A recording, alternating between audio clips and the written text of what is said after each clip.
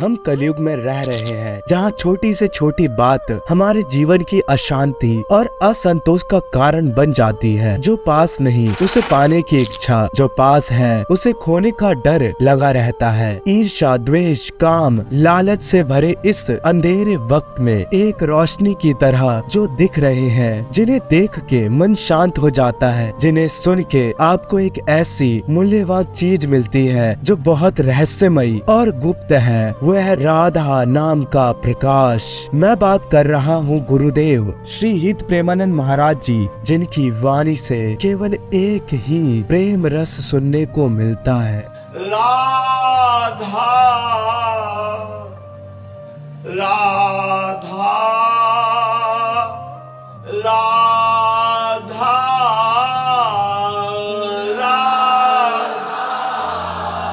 आज के वक्त में अगर हम महाराज जी के जीवन को समझे तो हमें बहुत सी ऐसी बातें सीखने को मिलती हैं जिन्हें हम अपने जीवन में उतार के सहज ही भगवत प्राप्ति कर सकते हैं। अपने जीवन के सारे काम सार्थक और सफल बना सकते हैं। अगर आपको अपना ये आरामदायी जीवन मुश्किल लगता है तो आइए मैं आपको दिखाता हूँ असली कष्ट और तकलीफ से भरा जीवन होता क्या है। हम महाराज जी के जीवन को शुरू से देखेंगे। मैं आपको सारा में समझाता हूँ महाराज जी ने अपना घर कैसे छोड़ा था। पूज्य महाराज जी एक विनम्र और अत्यंत पवित्र ब्राह्मण परिवार में पैदा हुए थे। उनका नाम अनिरुद्ध कुमार पांडे रखा गया था। इनका जन्म कानपुर उत्तर प्रदेश में हुआ। जब महाराज जी कक्षा 5 में पढ़ते थे तब उन्हें एक बात सताने लगी कि एक दिन मेरी माँ मर जाएगी, मेरे पिता भी मर जाएंगे, कोई भी यहाँ टिकाऊ या स्थायी नहीं, सब मरने वाले हैं। उनको ये एहसास हुआ कि किससे हम अपना माने, किससे हम अपनापन करे, यहाँ सब कोई नष्ट होने वाला है, कभी भी कोई भी मर सकता है। कोई तो ऐसा होना चाहिए जिससे हम प्यार करें और वो सदैव हमारे पास रहे। तब एक रास्ता निकला कि एकमात्र भगवान के सिवा कोई ऐसा नहीं जो हर पल और हमेशा हमारे साथ रहे चाहे दुख हो या सुख। इस बात ने उन्हें भगवान को पाने के लिए प्रेरित किया। 13 वर्ष की उम्र में उन्होंने घर का त्याग कर भाग पड़े भगवान की तरफ। भाग के वाराणसी के घाटों में गए। पिता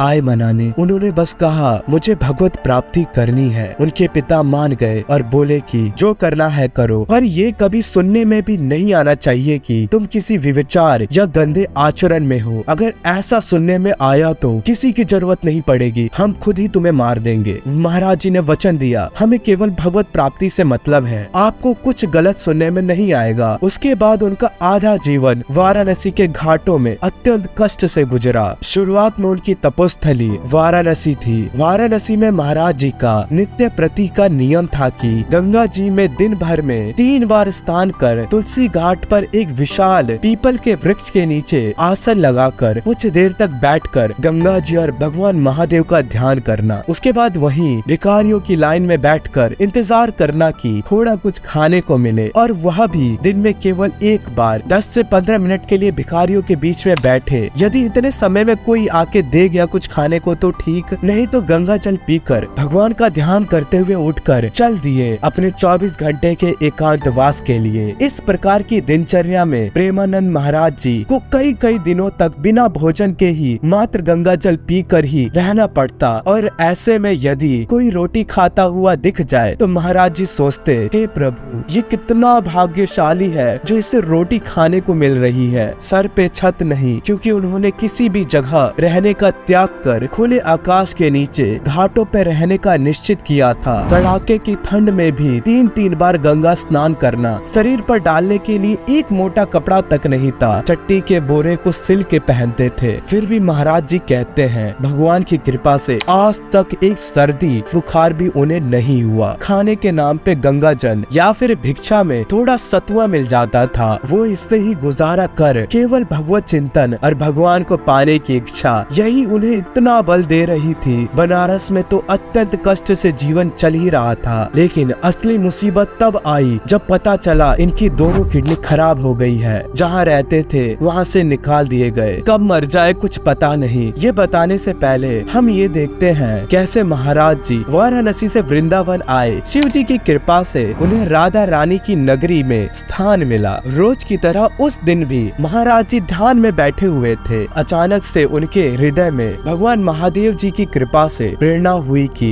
कैसा होगा वृंदावन, पर उन्होंने इस बात पे उतना ध्यान नहीं दिया। अगले दिन फिर रोज के नियम अनुसार तुलसी घाट पर बैठे हुए थे, तभी एक अपरिचित अनजाने संत उनके पास आए और बोले कि भाई जी, श्री हनुमान जी का विश्वविद्यालय जो काशी में स्थित है, उसमें श्री राम शर्मा आचार्य जी द्वारा एक धार्मिक आयोजन का प्रबंध किया गया है, जिसमें दिन में श्री चैतन्य लीला एवं रात्रि में रास लीला का मंचन होना है। चलो महात्मा, हम दोनों लीला का दर्शन करने चलते हैं। महाराज जी ने कभी रास लीला तो नहीं देखी थी। महाराज जी का स्वभाव था हमेशा एकांत में रहना और एकांतवास करना, इसलिए उन्होंने उन बाबा जी से कह दिया, आप जाइए, मुझे आवश्यकता नहीं है। तो बाबा जी फिर बोले, अरे महात्मा, श्री धाम वृंदावन से कलाकार आए हुए हैं और यह लीला पूरे 1 महीने तक चलेगी। चलो चलकर दर्शन करके आते हैं, बड़ा आनंद आएगा। महाराज जी फिर बोले, आपको दर्शन करने जाना है तो आप जाइए, मुझे इसकी आवश्यकता नहीं है, मैं अपने में मस्त हूँ, आप मुझे क्यों छेड़ रहे हैं। पर बाबा जी कहाँ मानने वाले। वे फिर बोले, अरे महात्मा, बस एक बार मेरी बात मान लो, सिर्फ एक बार मेरे कहने पर चलो, फिर मैं दोबारा नहीं कहूँगा। महाराज जी ने सोचा कि ये बाबा जी इतना हट क्यों कर रहे हैं, शायद इसमें महादेव जी की कोई इच्छा होगी। ऐसा सोचकर और उन बाबा जी की बात रखने के लिए महाराज जी उन बाबा जी के साथ लीला देखने चले गए। चूँकि दिन का समय था और श्री चैतन्य लीला का मंचन हो रहा था। महाराज जी ने लीला देखी तो बड़ा आनंद आया। चैतन्य लीला देखकर महाराज जी को इतना आनंद आया कि रास लीला प्रारंभ होने के पहले ही महाराज जी वहाँ लीला देखने पहुँच गए। श्री चैतन्य लीला और रास लीला से महाराज जी इतने प्रभावित हुए कि 1 महीने तक उनका यही नियम बन गया। हर दिन महाराज जी लीला का दर्शन करने जाते और इस आनंद में कब 1 महीने बीत गए पता ही नहीं चला। जैसे ही लीला का समापन हुआ तब महाराज जी को ज्ञात हुआ कि अरे लीला तो समाप्त हो गई, सारे कलाकार वापस वृंदावन जा रहे हैं, अब मेरा क्या होगा। यह सोच के उनके मन में हाहाकार मच गया। अब मैं क्या करूँगा, मेरा क्या होगा, अब मैं जीऊंगा कैसे,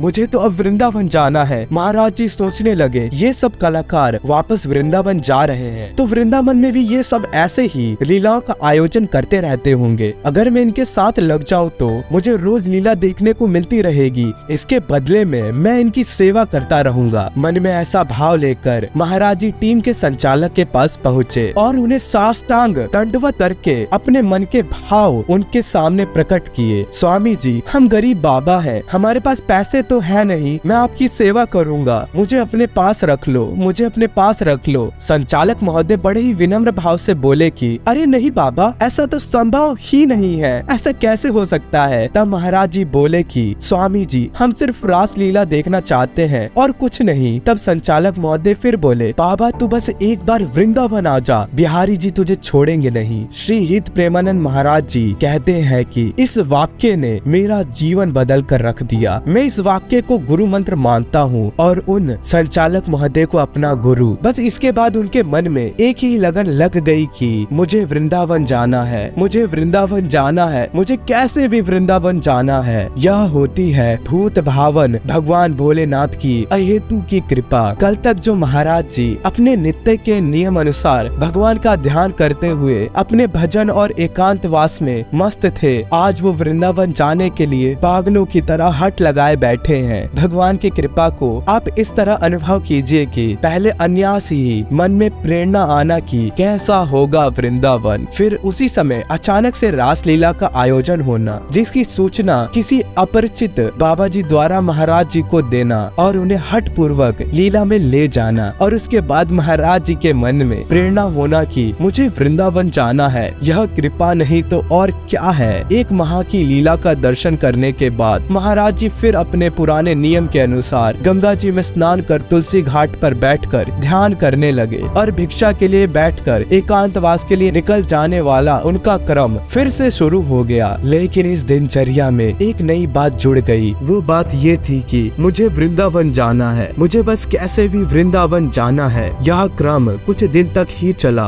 एक दिन महाराज जी प्रातः काल तुलसी घाट पर ध्यान में बैठे हुए थे। पास में ही स्थित संकट मोचन हनुमान मंदिर के बाबा युगल किशोर जी प्रसाद लेकर महाराज जी के पास आए और बोले कि लो बाबा प्रसाद ले लो। अब महाराज जी ठहरे एकांतवासी, उनका किसी से परिचय तो था नहीं और ऐसे ही कोई अचानक आके कुछ खाने को दे दे ये उन्होंने उचित नहीं समझा, इसलिए वे बोले क्यों ले लो, ये मुझे ही क्यों दे रहे हो, इतने सारे लोग हैं किसी को भी दे दो। युगल किशोर जी बोले बाबा अंदर से प्रेरणा हुई है, ये प्रसाद आप ही को देना है, संकट मोचन का प्रसाद है, ले लीजिए। जब महाराज जी को उनके व्यवहार से प्रतीत हुआ कि इनसे कोई खतरा नहीं है, तब महाराज जी ने वह प्रसाद स्वीकार कर लिया, प्रसाद पाया। उसके बाद बाबा युगल किशोर जी बोले बाबा चलो मेरी कुटिया। उनके इतने प्यार से बोलने पे महाराज जी उनकी कुटिया में गए, जहाँ युगल किशोर जी ने अपने हाथ से दाल रोटी बनाकर महाराज को खिलाया। इससे महाराज जी की भूख तो शांत हो गई, लेकिन उस भूख का क्या जो उनके मन में लगी है। चाहे कैसी भी परिस्थितियाँ क्यों ना हो, महाराज जी के मन में एक बात हमेशा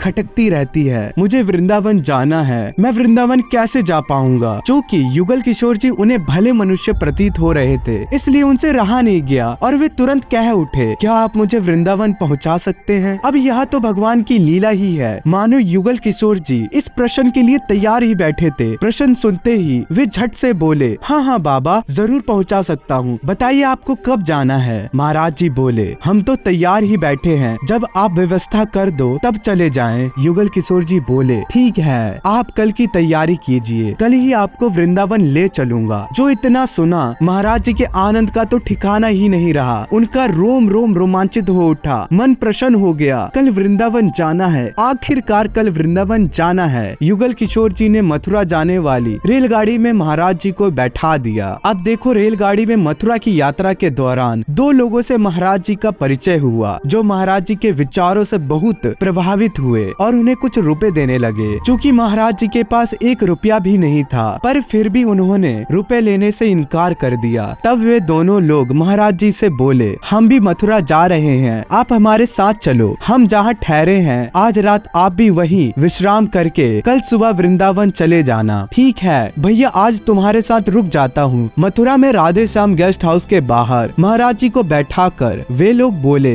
हम अंदर जा रहे हैं, थोड़ी देर में आपको बुलाएंगे। रात का समय था और ठंडी का मौसम था। महाराज जी गेस्ट हाउस के बाहर बैठकर अपने बुलावे का इंतजार करने लगे, पर बहुत समय बीत गया, कोई बुलाने नहीं आया। कुछ देर बाद मथुरा से वृंदावन चले जाएंगे। इन्हीं विचारों में खोए हुए प्रेमानंद महाराज जी राधे श्याम गेस्ट हाउस के बाहर बैठे हुए थे। उस समय रात्रि के 11 बजे के आसपास समय हो रहा होगा। तभी एक सज्जन आए और बोले बाबा जय श्री कृष्ण, कैसे बैठे हो अकेले इतनी रात को यहाँ? महाराज जी ने सारी कहानी उन सज्जन को बताई। वे सज्जन महाराज जी को अपने घर ले गए, उन्हें भरपेट स्वादिष्ट भोजन कराया और रात्रि को विश्राम कराया। अगले दिन सुबह होते ही महाराज जी सबसे पहले पहुँचे यमुना जी। यमुना जी में स्नान करके सीधा पहुँच गए केशव देव जी के दर्शन करने। जैसे ही दर्शन किए चिल्ला चिल्ला के रोना आ गया, क्योंकि भगवान कृष्ण के लिए ही आए थे। महाराज जी भाव में खो के भगवान का नाम लेके चिल्ला चिल्ला के रोने लगे, मानो अब तक के जीवन का सार मिल गया हो। मन में ऐसे भाव उठने लगे कि अब तक का जीवन व्यर्थ चला गया, पूरा जीवन भाग दौड़ में व्यतीत हो गया, आखिरी मंजिल तो यही है। इस प्रकार के भाव के कारण खूब जोर जोर से चिल्ला चिल्ला कर रोने लगे। महाराज जी के स्वरूप का वर्णन करूँ तो बड़ी बड़ी जटाएं, चेहरे पर एक अप्रतिम चमक, विशाल काय शरीर, बड़ी बड़ी दाढ़ी और शरीर पर बस एक वस्त्र लपेटे हुए भगवान का दर्शन कर रहे हैं और फूट फूट कर रोए जा रहे हैं। उन्हें इस बात का जरा भी ख्याल नहीं कि वे कहाँ खड़े हैं, क्या कर रहे हैं, उन्हें कौन कौन देख रहा है, बस रोए जा रहे हैं, रोए जा रहे हैं। मंदिर में आए अन्य लोग आश्चर्यचकित हो गए। यह दृश्य देखकर ऐसा लग रहा था मानो आज भगवान स्वयं अपने भक्त को दुलारने प्रकट हो गए हो। पूरा मंदिर वात्सल्य से भर गया। लोग आपस में चर्चा करने लगे, अरे इन बाबा जी को देखो कैसे भगवान की याद में रो रहे हैं। और देखते ही देखते कुछ ही क्षणों में महाराज जी के चारों तरफ दर्शनार्थियों की भीड़ जमा हो गई। कोई उन्हें फूल माला पहना रहा है, कोई उनके चरणों में गिर रहा है। तभी एक दर्शनार्थी बोला, हे बाबा मैं आपकी सेवा करना चाहता हूँ, आप आदेश करें। महाराज जी के मन में तो बस एक ही इच्छा थी, मुझे वृंदावन जाना है, कैसे भी मुझे वृंदावन पहुँचा दो।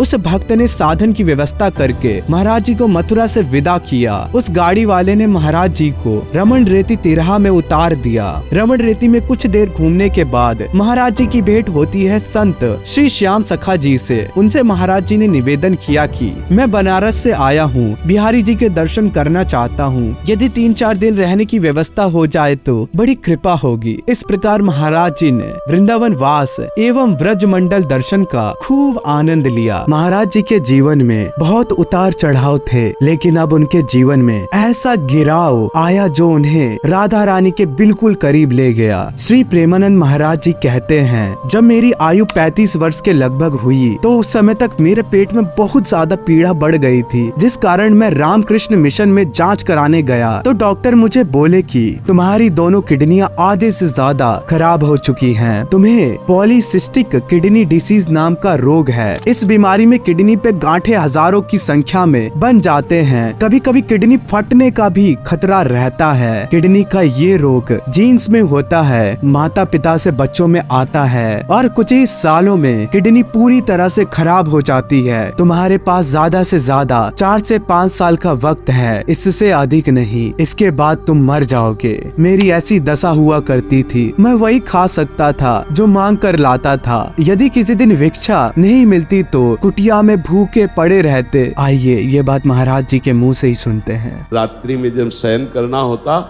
तो अब हमें तो पता नहीं था, चूंकि ज्यादा पढ़े लिखे नहीं थे, तो लगा कि किडनी खराब को हम तब कभी भी मर सकते हैं। डॉक्टर ने कहा था कि आप 5 साल में मर जाओ, तो हम कहा कभी भी मर सकते हैं। तो रोज राधा वल्लभ जी की छवि ऐसे प्रसादी चुनरी से अपनी छाती में बांधते, रज लगाते, चरणामृत पीते, क्योंकि कोई देने वाला तो था ले, तो उनका पता नहीं रात में मर जाए तो। प्रियालाल के प्रति जो शरणागति हुई, ये प्रियालाल की कृपा हुई कि मुंह को और ठौर को। सच्ची बात, आप वो आज देखकर आपको लगता है कि अरे भाई नहीं था। यही की बात है। हाथ जोड़ के कह रहे थे कि महाराज जी एक कमरे में पड़े हैं, मांगने लायक नहीं रहेंगे तो कम से कम 2 टुकड़े आपके यहाँ से मिल जाएंगे बीमार शरीर पड़े रहने के लिए। तो उन्होंने कहा तुम्हारे ठेकेदार हैं हम, निकलो। ऐसे ही शब्द थे। तो हमने कहा आंखें नीची करो, हम 15 मिनट में बाहर जा रहे हैं। ठेकेदार तो कोई और है, हम आपको ठेकेदार तो न माना था और न मानते हैं। ठेकेदार तो कोई और है। झोला उठाया राधा वल्लभ जी के सामने बैठ गए कि महाराज अब कहाँ रहे, आप क्या समझते हैं? आप आज देख रहे हो कि अरे भाई ये लाडली का है, ये लाडली का विधान है। मेरी औकात तो ये थी कि भर पेट रोटी भी नहीं, वास के लिए जगह नहीं, जैसे कोई स्वान को ठोकर लगा के निकाल देता है, ऐसे निकाले मुंह को और ठोर। अगर आज भी उनकी यही स्थिति होती तो पड़े पड़े सड़ जाते, कोई पूछने वाला नहीं होता। अगर श्री जी ने यह सब व्यवस्था ना की होती तो ये सब कुछ ना होता। आज सब उन्हीं की कृपा से है। मैंने अपने सामर्थ्य के अनुसार आपको महाराज जी के जीवन की कुछ बातें बताई। महाराज जी के जीवन को समझूं तो समझ आता है भगवान को पाने के लिए सबसे पहला कदम भगवान के ऊपर पूरी तरह से समर्पित हो जाना चाहिए। यही बात भगवान कृष्ण गीता में कह रहे हैं, सारे धर्मों का त्याग कर मेरी शरण में आओ, पूर्ण समर्पण करो। इससे ऐसे समझिए, आप अपने सारे काम कीजिए जो आपको सफलता की ओर ले जाए। कर्म करिए और उसके रिजल्ट, उसके फल की चिंता राधा रानी पे छोड़ दीजिए। हे महारानी, हे सखी, मैंने अपने सामर्थ्य से ये काम किया है, आप इसका फल जो मुझे दो स्वीकार है। ऐसा सोचने से आप पूरी तरह से काम के प्रोसेस पे फोकस कर पाएंगे। रिजल्ट को सोच के परेशान नहीं होंगे, जिससे आपको काम करने की और ज्यादा ध्यान रहेगा। अभी तक अगर आप मुझे सुन रहे हैं उसके लिए बहुत सारा धन्यवाद। राधे राधे।